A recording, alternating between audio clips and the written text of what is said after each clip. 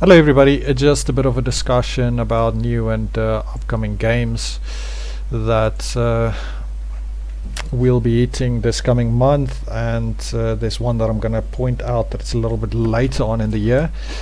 Well, the exciting one for me is Vampire the Masquerade Bloodlines 2, which will be hitting Steam shortly. That one, actually I did play Masquerade Bloodlines very long ago, and it is quite an exciting RPG where you do select different kinds of vampires. Well, you can select different powers and so forth that they possess. You do how can I say, have to stay in the darkness, and so most of the game you actually play at night. But just a brief description is you enter the world of darkness and rise through vampire society, experience Seattle, a city full of alluring, dangerous characters and factions. In the sequel to the cult classic, your choices, plots and schemes will change your balance of power. So that just gives you a little bit of indication of what the storyline will be about and like.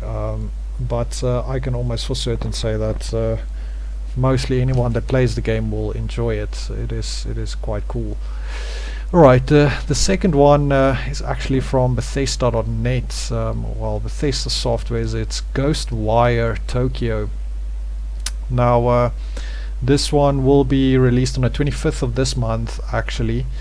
You will require at least the Intel i7 8700 or a Radeon RX 6800 with about 16 gigs of RAM. Ghostwire Tokyo is a first-person thriller set in the titular Japanese city. A mysterious mist has descended over an area of Japan's capital, disembodying everybody caught in its wake. You play as one of the unlucky individuals. Akito finds himself uniquely skilled in traversing this world between worlds. Joining up with a spectacular government agent, KK, you commit to unraveling the twisted machinations of occultists Hanya on a quest to rescue your sister. But alright, I'm obviously going to leave the links to all of these in the description below. You guys can go check it out. The graphics looks kinda sick, and I think the gameplay is also going to be quite nice with what I can see. So moving on to the next one is Raidful, also from Bethesda.net. This one is actually only going to be released in September this year, but it was worth mentioning now, which will be discussed later on if there's a little bit more information available on it. It is a first-person shooter. It is a blend. It blends single and multiplayer options seamlessly, allowing the players to venture into darkness alone or to squad up with up to 3 friends for 4-player co-op teammates.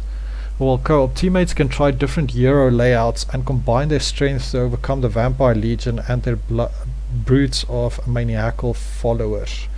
So you fight swarms of vampires, it seems. But it looks quite exciting actually, since you can go on and play single player and venture into the darkness. As you guys go and check out the site, you'll see that the images there looks quite insane. So I think it's going to be a lot of fun actually. So it's one that I'm waiting for, which I think is going to be quite exciting. So moving on to the next one is Chrono, the Radical Dreamers edition. You will also need at least an AMD A87600 or an i3 3210 with at least 4 gigs of memory and a Radeon RX 460 or a GTX 750 to play it. Chrono, the Radical Dreamers edition, is an HD remaster of Chrono. Chrono is an RPG that transcends time and space, unfollowing across 2 interlinked parallel universes or worlds, with over 40 party members to meet people and dimensions with intertwine in this epic drama about the planet itself The release date for this will be the 9th of February. So you guys can keep an eye out for that. Right, and then the others will be mainly for Nintendo Switch, which will be the House of Dead remake. It was revealed on April 14th, 2021 as Nintendo Switch exclusive, with more platforms releases planned. The game was scheduled to release at the end of 2021 before being delayed to April 7th on 2022. So yeah, that is definitely also for you, all of you Nintendo fans who plays Nintendo Switch.